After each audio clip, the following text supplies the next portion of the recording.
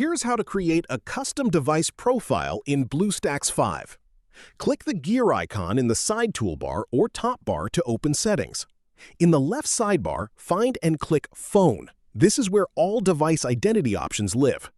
Click Create a Custom Profile to take full control over how BlueStacks identifies itself to your apps.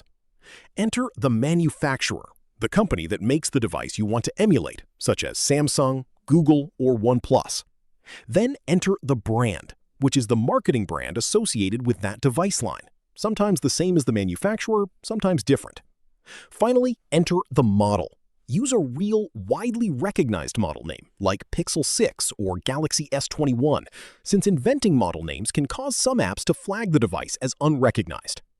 Once all three fields, manufacturer, brand, and model, are correctly filled in, click Save.